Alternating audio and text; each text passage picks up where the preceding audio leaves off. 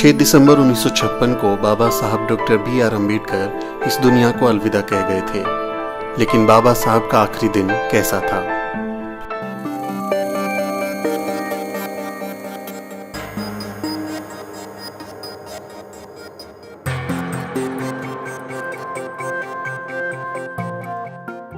पाँच दिसंबर 1956 की सुबह डॉक्टर भीमराव अंबेडकर देर से सोकर उठे। नानक चंद रत्तू उनके उठने का इंतजार कर रहे थे। रत्तू 16 सालों से बाबा साहब के यहाँ सहायक थे। बाबा साहब के उठने के बाद रत्तू ने दफ्तर जाने की इजाज़त मांगी। घर में बाबा साहब, उनकी दूसरी पत्नी सविता अंबेडकर और डॉक्टर मालवंकर थे। डॉक्टर मालवंकर मुंबई से उनके स्वास्थ्य की जांच के लिए आए हुए थे। दिन काफ़ी सामान्य था। दोपहर में सविता और डॉक्टर मालवंकर कुछ सामान खरीदने के लिए बाजार चले गए, लेकिन काफी देर तक नहीं लौटे। उस समय बाबा साहब घर में ही थे।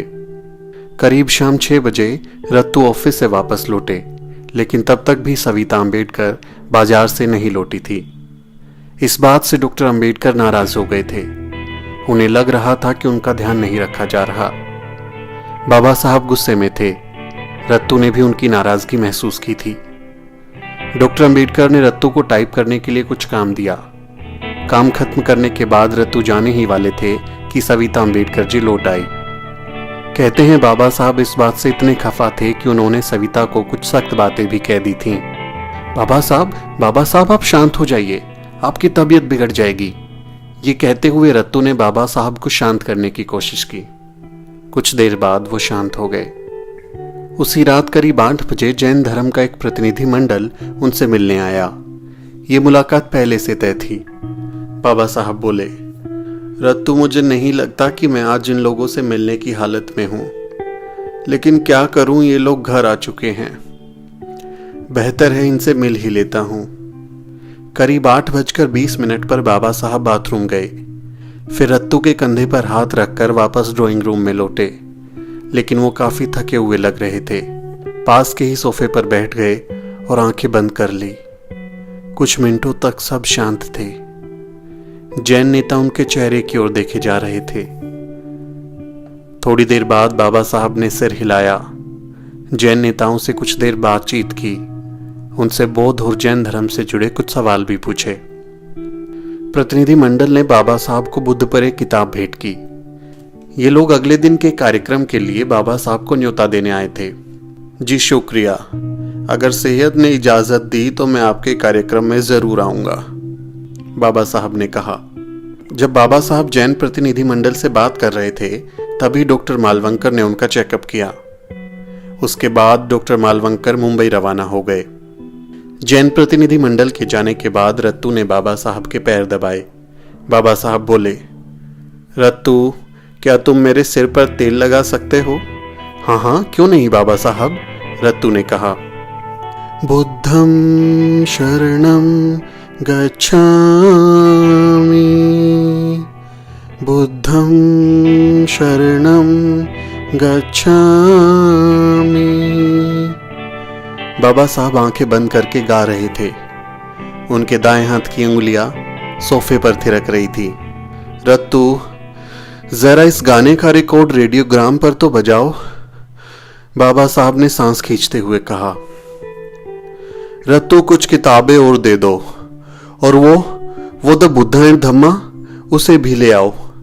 उसके परिचय और भूमिका पर कुछ काम करना है। तुम इन्हें मेरे बिस्तर के बगल में टेबल पर रख दो। मैं रात में इन पर कुछ काम करूंगा। थोड़ी देर बाद उनका रसोइया सुदामा आया और पूछने लगा कि बाबा साहब आप क्या खाएंगे, मैं क्या बनाऊं? बाबा साहब ने कहा कि वो केवल थोड़ा चावल खाएंगे और कुछ नहीं। बाबा साहब अब भी गाना बुदबुदा रहे थे। थोड़ी देर बाद रसोइया दूसरी बार उन्हें बुलाने आया था। वो उठे और डाइनिंग रूम में चले गए। वो अपना सिर रत्तू के कंधे पर रखकर वहां तक गए। जाते हुए अलमारियों से कुछ किताबें भी निकाली और उन्हें किताबें टेबल पर रखने को कहा। रात के खाने के बाद वो फिर अपने कमरे में आ गए। बाबा साहब कुछ देर तक कबीर का गाना गाते रहे। चल कबीरा तेरा भवसागर डेरा, चल कबीरा तेरा भवसागर डेरा। कुछ देर तक वो यूं ही बुदबुदाते रहे और फिर बेडरूम में चले गए। अब उन्होंने अपने टेबल पर रखी उन किताबों की ओर देखा जिसे उन्होंने रत्तू से रखने को कहा था।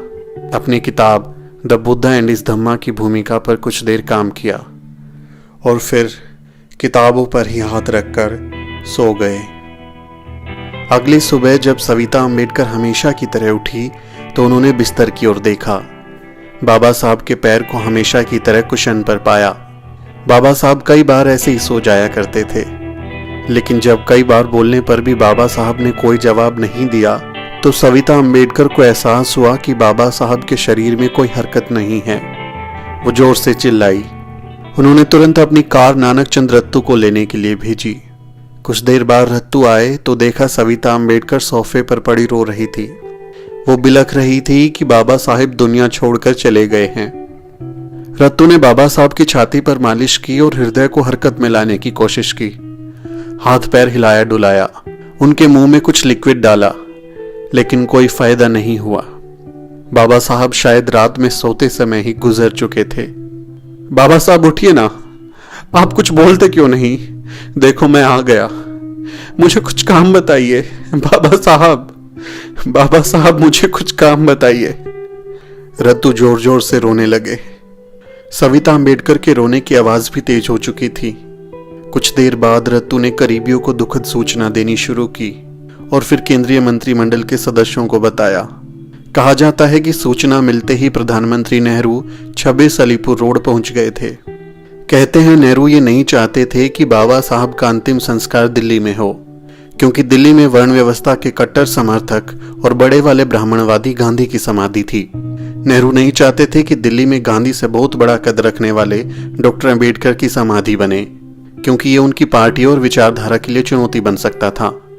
जरा सोचिए, मुंबई में चैत्य भूमि पर कितना जन सैलाब उमड़ता है।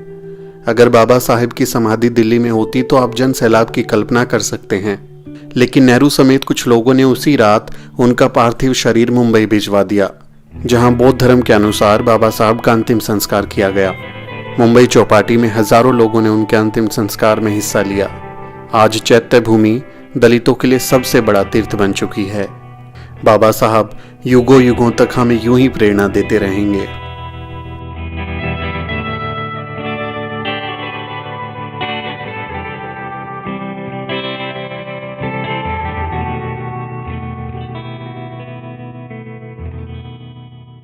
बहुजन समाज से जुड़ी हर खबर जानने के लिए सब्सक्राइब करें द शूद्र और बेल आइकन दबाना ना भूलें।